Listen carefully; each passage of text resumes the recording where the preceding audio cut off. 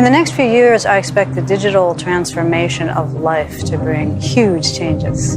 Everything from science to healthcare to sensors to robotics. Whether it's information technology and the acceleration we see in artificial intelligence, you just look across the board and you can see a lot is happening. It's really the notion of digital technology pervasively impacting every walk of life in every vertical industry on all parts of the globe. The speed is mind-boggling. What I'm particularly concerned about it is how little the world is prepared for the fourth industrial revolution.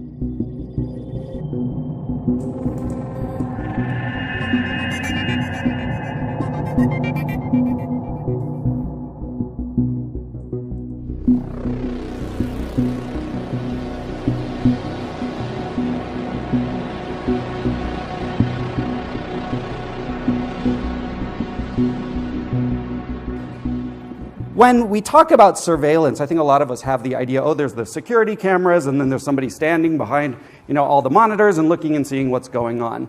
That image is over. It doesn't work anymore. Right now, the cameras themselves are doing the operations. In other words, you have a traffic camera, that camera can detect if somebody is, doing something wrong and automatically issue a ticket, right? So we're building these autonomous surveillance systems that actually intervene in the world.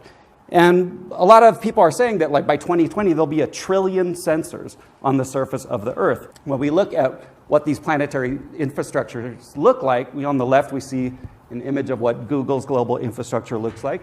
On the right, we see the National Security Agency's global infrastructure as of 2013. The point is, these are literally technological systems that envelop the Earth.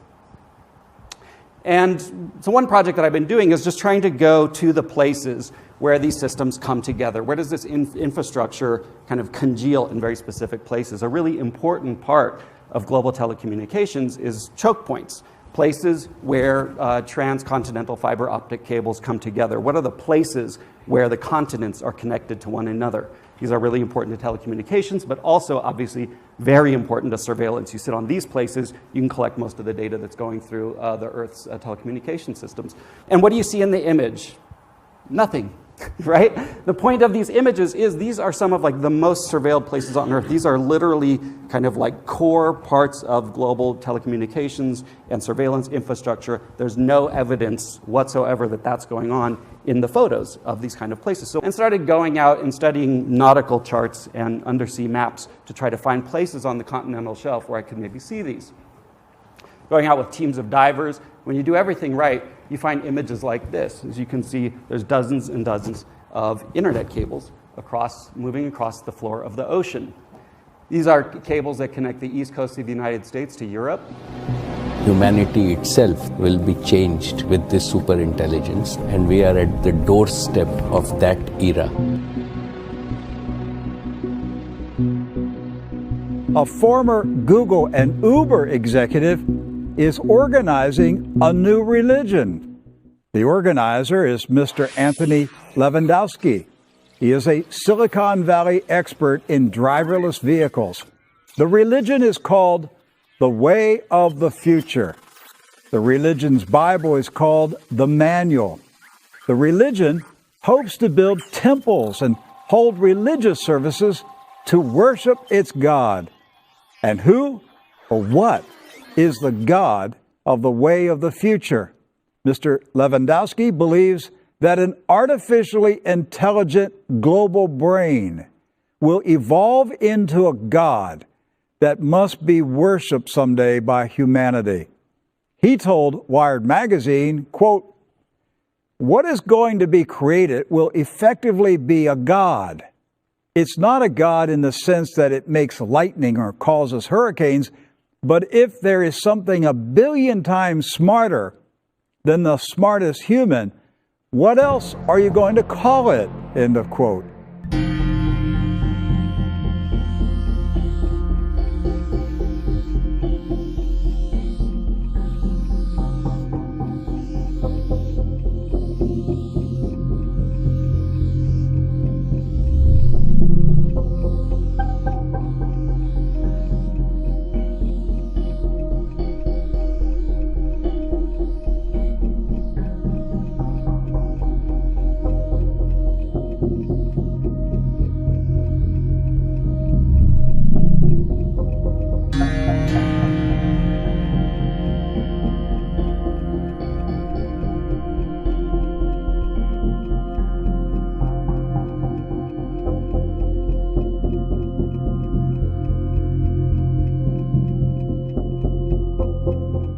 Talked about was 2030.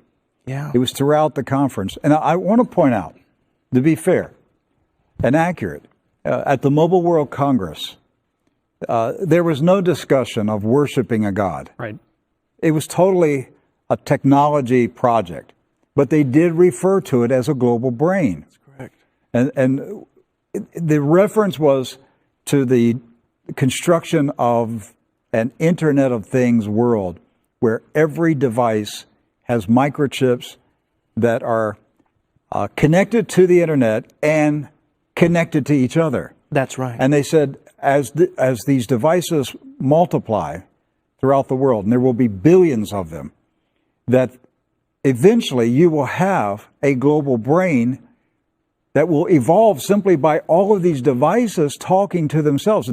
Now, when we're talking about planetary surveillance systems, aka planetary telecommunication systems, they're not only enveloping the Earth like in series of cables and hardware and infrastructure, they're also in the skies above our heads. Every minute of every hour, there are hundreds and hundreds of satellites over our heads. One project I've been doing, again, over many, many years, is trying to track and photograph all of the secret satellites in orbit around the planet, all the unacknowledged satellites. And this is done using data from amateur astronomers. Amateur astronomers go out, they see something in the sky, they look it up in the catalog, it's not there, they know they've seen a secret satellite, which is usually an American military or intelligence satellite. They write down what they saw. What I can do is I can take that observation, model that orbit, and then go out at night, model the orbit, make a prediction about where something will be, and then using telescopes and kind of computer-guided mounts, I can pinpoint a place in the sky where I think it'll be, and if you do everything right, which is rare, you get an image like this. And this line here is the streak of something called the X-37B, for example. This is an American secret space drone that's currently on its 4th mission. O Google acaba de fechar uma parceria com a Biblioteca Britânica, dona de um dos maiores acervos do mundo.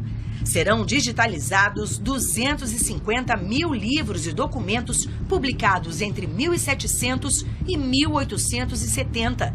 Entre as raridades estão panfletos feministas a respeito da Rainha Maria Antonieta e registros sobre o primeiro submarino movido por um motor de combustão.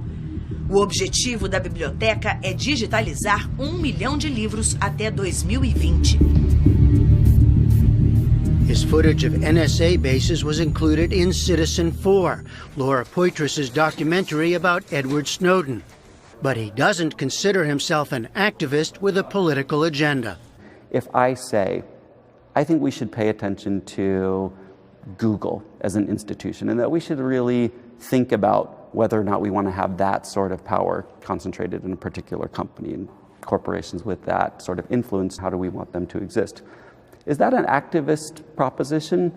Not really, in the sense that you're not proposing something that we're going to do about it, but perhaps it's activist in the sense that you're saying, this is something that I think should be on our kind of social agenda to.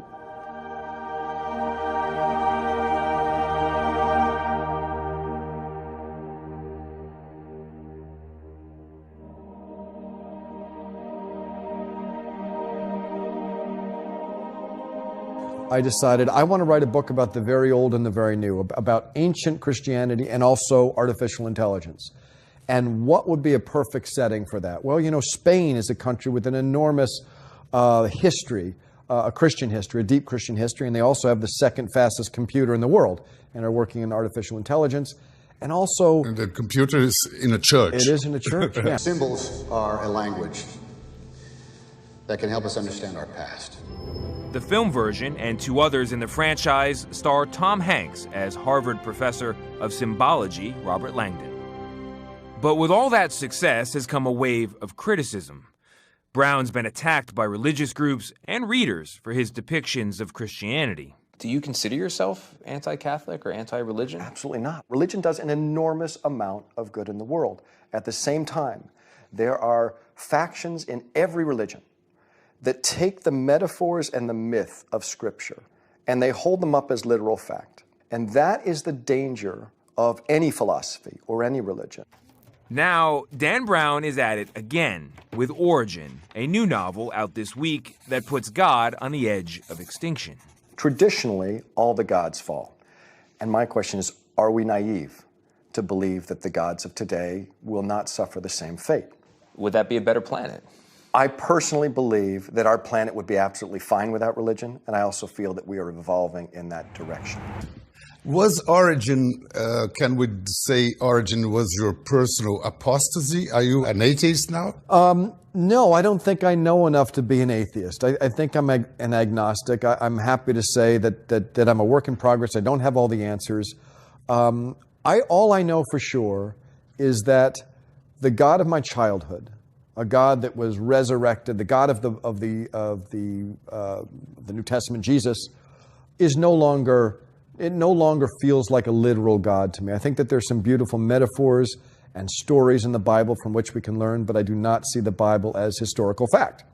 That just, for me, is what makes sense to me. That doesn't mean that we can't live our lives with Jesus Christ as an example of compassion. That's fine. But I personally no longer believe that there are people resurrecting from the dead or virgin births or anything like that. Robert Langdon is very needed in some kind of, because mainly religions take symbols literally, right? That's what you're saying. And Langdon's work is to actually teach us about what symbols are for, not to be taken literally.